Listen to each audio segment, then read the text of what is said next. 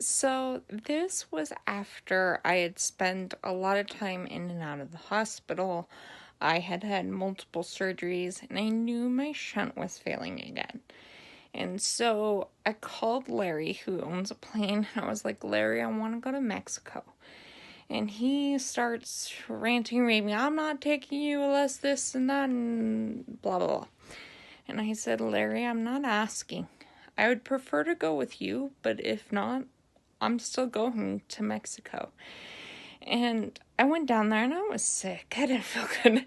I didn't look good. It was bad. I wasn't healthy. But I went to Mexico because I'd never seen my community center. I had built it. I had paid the money. Not that the money was the cause, but like I did. I paid my entire life savings into it. And I dedicated most of my 20s to Hands to Heart. And I had never seen the community center.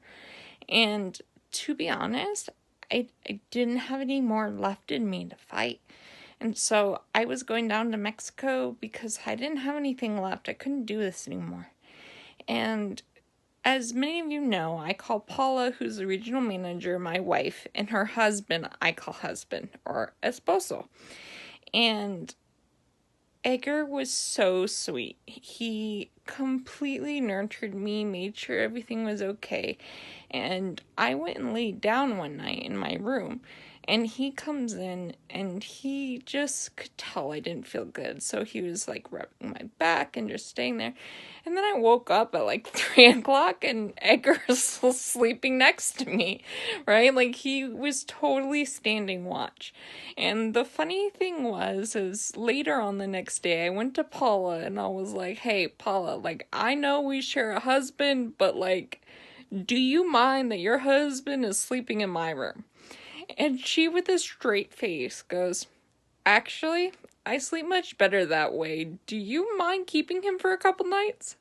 And I just laughed and went back to my room.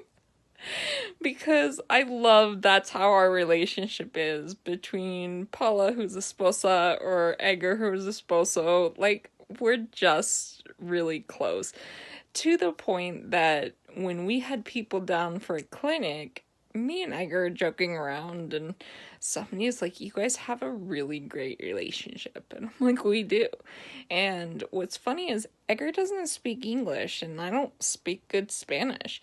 I do say, though, I speak Edgar. Okay, I may not speak Spanish, you may not understand me, but I speak Edgar, okay? We communicate just fine. I have taken him to and from Mexico, Constitution, to the border multiple times, and we have a blast. Why? I speak Edgar.